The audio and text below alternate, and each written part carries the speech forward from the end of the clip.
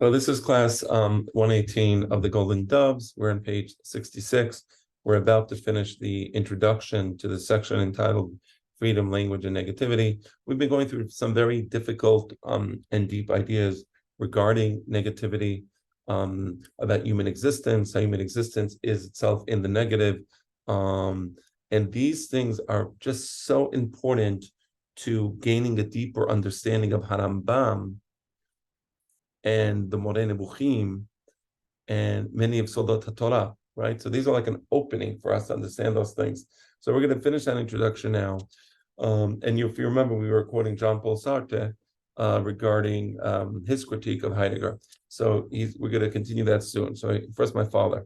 In Hegel, negativity pertains to the very structure of the mind, right? And in Heidegger, to the original structure of human reality. So for Hegel, the mind is a type of mediation, but the structure of the mind's ability to mediate between the person, right, and the, let's call it the external world, that process of mediation is done in the negative. So we learn things in the negative, right? Whereas for Heidegger, that negativity is not about the human mind, but it's about the very structure of human reality. So the very essence of human existence is in the negative. All right. To both, Sartre addresses a question that would be particularly significant in our investigation of Harambam, which is why we're reading this. And here it is. We're quoting Sartre. Now, this is kind of difficult, but I'll try my best to explain it. Actually, we can put to each of them the same question, Sartre says, phrased slightly differently. We should say to Hegel, remember, so for Hegel, negativity pertains to the structure of the mind. So here's my question to Hegel, says Sartre. It is not sufficient to posit mind as mediation in the negative, right? He says we want to go deeper than that. It is necessary to demonstrate negativity as a structure of being of the mind.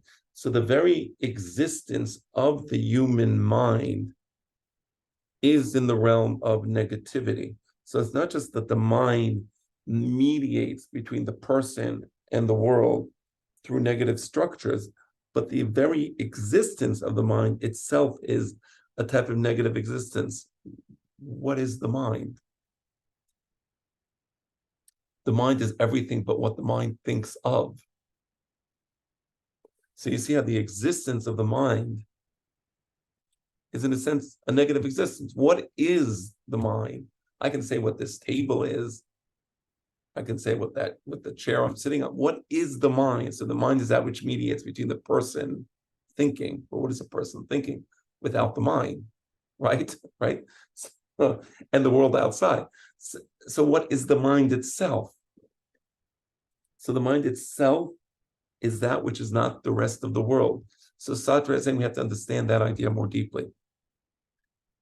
I think in Harambam, I'm thinking of a particular passage. He speaks about some things which I can't talk about. I'm sorry. But anyway, so getting back to Sartre.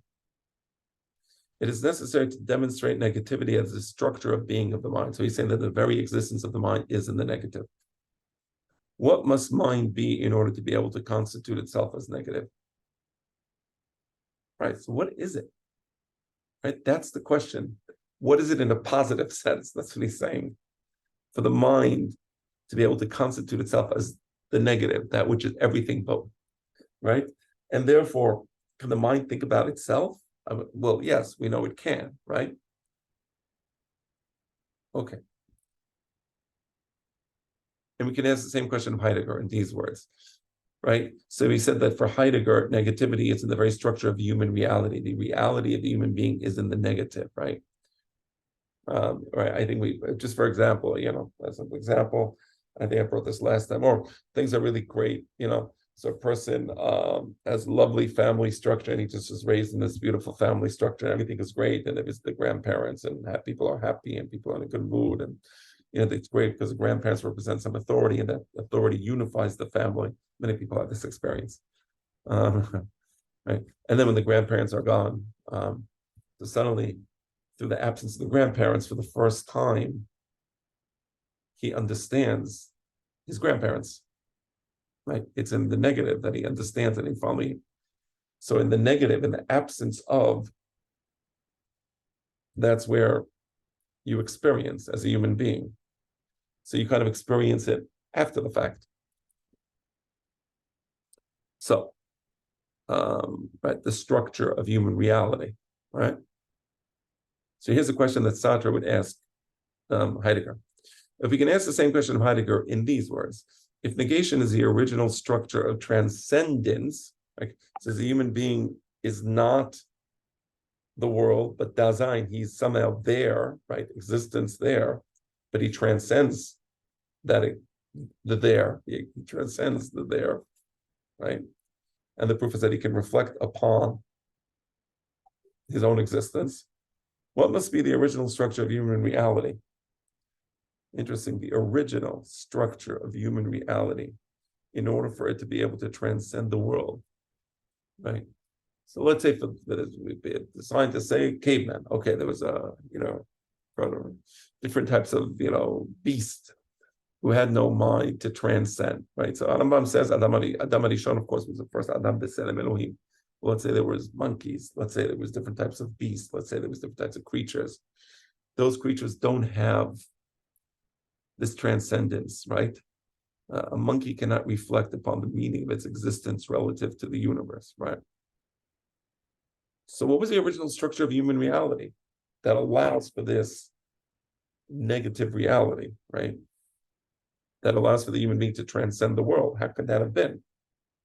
I think the answer for us is obvious. God created Adam, the son of Elohim.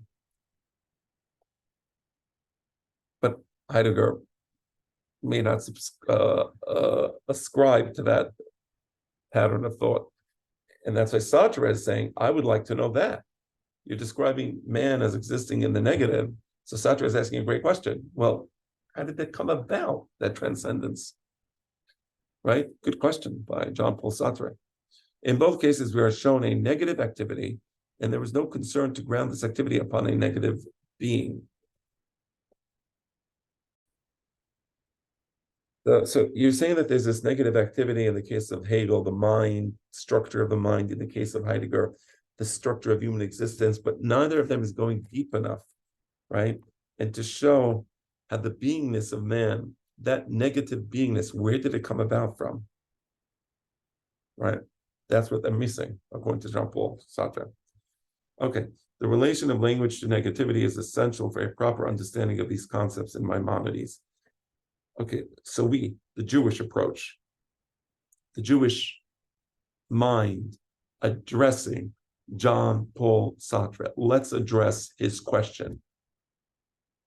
And we can do it by looking at the relationship between language and negativity, meaning my father is going to answer the question asked by Jean-Paul Sartre. Because by us, the most important thing is the linguistic intelligence of man. And Rambam refers to it in the Shemona Perakim and the Monei Nebuchim, in Koach HaDaberi, right? So it's at the linguistic intelligence of man. The negative structures is based on the very essence of man. What's the essence of man? Right?